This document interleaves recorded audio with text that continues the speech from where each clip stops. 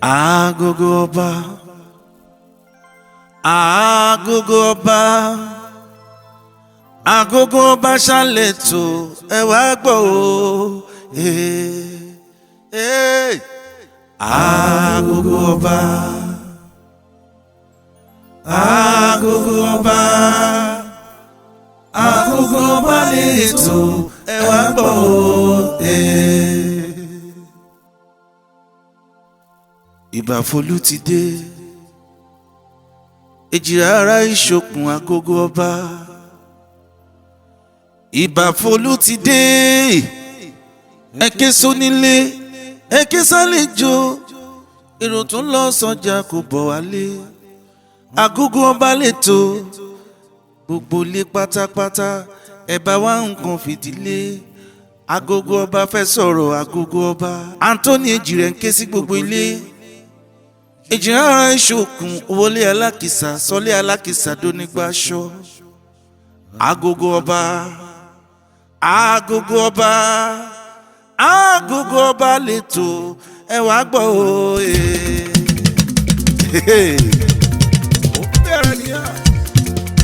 Agogo Oba,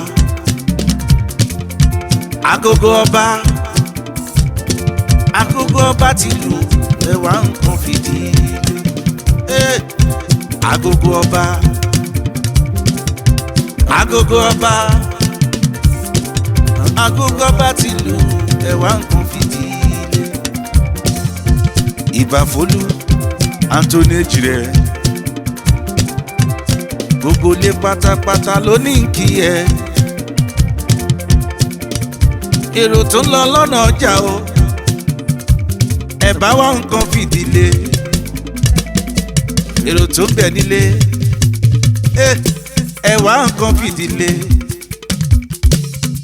Agogo Oba, Agogo Oba, Agogo Oba ti lù ẹ bá wá nǹkan fìdílé. My name is Larry Teriba Atorise. My name is Larry Teriba Atorise. Keep listening to Agogo Oba with Ìbàfolú Anthony Ejire. Thank you. So, Ìbàfolú Anthony Ejire, Agogo Oba mo wọ̀ lóde. Ọmọ méjì ní ajìjàdù ẹwà. Oh, mo dé lónìí, mo fẹ́ ṣe aṣọ lójú eégún. Ká lè mọ tó sápamọ́sá bí aṣọ o. Òtútù ọwọ́ ní tí ń gbé sí láàmú. Iná jó tángàrà ń wòran. Ọ̀rọ̀ balẹ̀ á sì di kàyà. Ẹ tẹ́tí bẹ̀lẹ̀ jẹ́ kẹ́ ẹ tún wá gbọ́ mi. Torí etí inú bẹ́ẹ̀ lè jò ń lò. Kí ló pa Abacha? Irú ikú wo ni Sani Abacha kú? Ẹ fàpèrè tẹ̀bí. Kẹ́ ẹ wá gbọ́ torí etí inú bẹ́ẹ̀ lè jò ń lò. Ìtàn kò lè gbàgbé Sani Abacha tí ayé bá ń jáyé nígbà tí Nàìjíríà bá sì wà nínú òṣèlú. Ìtàn kò lè gbàgbé Abacha lára Nàìjíríà sójà ní Abacha wà. Ọ̀gá sì ni o, akíkanjú ni.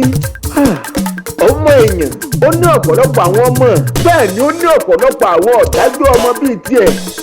Gbogbo ìdìtẹ̀ ìgbàjọba tó ń ṣẹlẹ̀ ní orílẹ̀-èdè Nàìjíríà, ọ̀pọ̀lọpọ̀ rẹ̀ ló lọ́wọ́ Sani Abacha nínú. Òun ni wọ́n ṣe ń pe Sani Abacha ní àbọ̀bàjẹ́ torí ó ní sùúrù, kò kánjú láti tètè gbé ara rẹ̀ sí ipò ààrẹ orílẹ̀-èdè Nàìjíríà ní ìṣèjọba ológun. Ṣùgbọ́n ní ọdún 1993 Abacha dira ogun.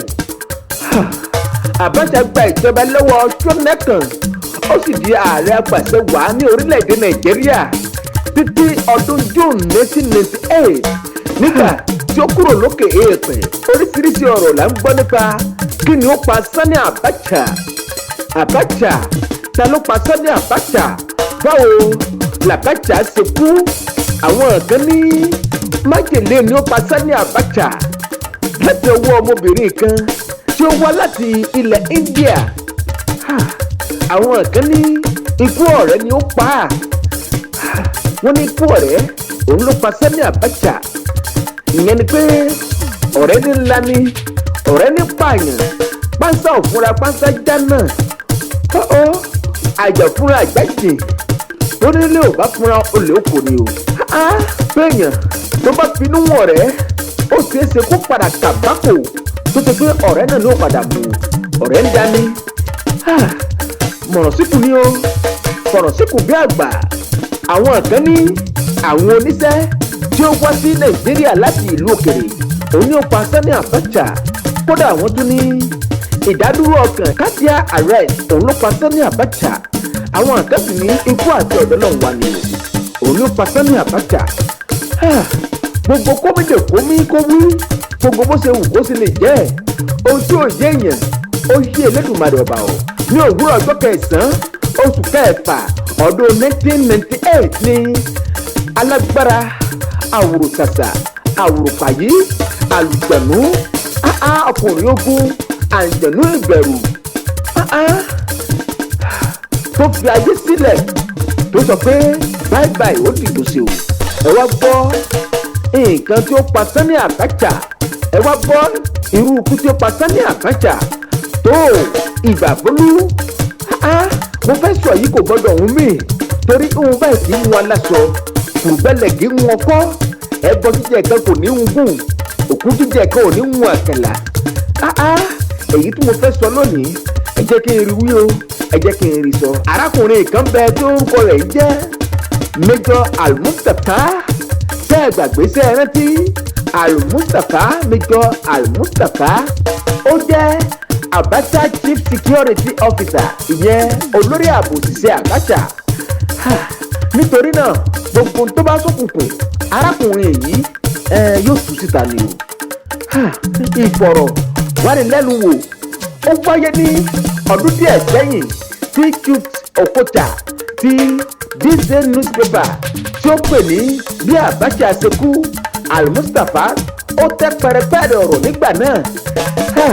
ẹ wá gbọ́ o ó ní ní June 7 1998 ní àrásán ìjì ó jà ojú ọ̀run ó kù ojú ọ̀run pòpòrò ojú ọ̀run wẹ́rì. ara Abacha ń kọ iṣẹ́ sílẹ̀ òjò tó bẹ̀rẹ̀ sí àgọ́ ara Sani Abacha kò lélẹ̀ mọ́ nǹkan dé ní International Airport tó wà ní ìlú Àbújá ni ọwọ́ ti bà Sani Abacha.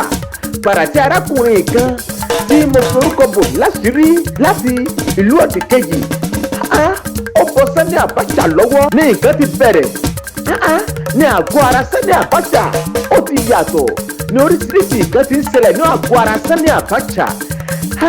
ní agogo 5 ìdájí ní security pé Al-Mustapha ìyẹn tó jẹ́ Chief Security Officer ti Sani Abacha ó pè é ó ní ara Sani Abacha kò lélẹ̀ mọ́. Al-Mustapha pé Dr. Wali tó jẹ́ Dr. Abacha. wọ́n fún Abacha lábẹ́rẹ́ kò pẹ́ ni ẹlẹ́mìí gbà á. Abacha gba ẹ̀kúrú jẹ́ lọ́wọ́ ìbọ̀ra o. General Abdulsalam Abubakar wá dẹni tí wọ́n yàn gẹ́gẹ́ bí ààrẹ tuntun nígbà tí Sani Abacha tó kúrò lókè èèpẹ̀ tó gbẹ̀kúrú jẹ́ lọ́wọ́ ìbọ̀ra. Al-Mustapha ní nígbà tí wọ́n ń gbé òkú Sani Abacha lọ sí ìlú rẹ̀ nílùú Kano ó ní òun wá òun wá ronú pé àṣé fáìlì yẹn ṣe kú àṣé fáìlì ikú ṣe mú yẹn lọ ikú olórúkọ ìdáyà ikú àfọwọ́júmọ́dìra ogun ikú ẹ̀mẹ́rù jẹ̀jẹ̀ èyí tí ń pani ikú èyí tí ò mọ ọmọ kékeré ilé ó ní ikú èyí tí ò mọ àgbàlagbà ó ní ikú èyí tí ò mọ ọkùnrin ó ní ikú èyí tí ò mọ obìnrin ó ní ikú èyí tí ò mọ àṣẹ ìdí ó ní ikú ó ní kò mọ ẹnì kankan o. ó ní asán lórí asán pẹ̀lú ipò agbára owó èèyàn mímọ̀ àti bí Sani Abacha ó ṣe jẹ́ lókè èèpẹ̀ ó ní nígbà pé ó kú òun àwò pé ó tẹnu ọmọkùnrin lọ kú lókè èèpẹ̀. ìgbà fún àgbóni ẹ jẹ́ ká fèyí kọ́gbọ́n o ẹ jẹ́ ká fèyí kọ́gbọ́n. Agogo Ọba èlé tó pẹ̀lú ìgbà fúnlú Anthony Èjìrẹ́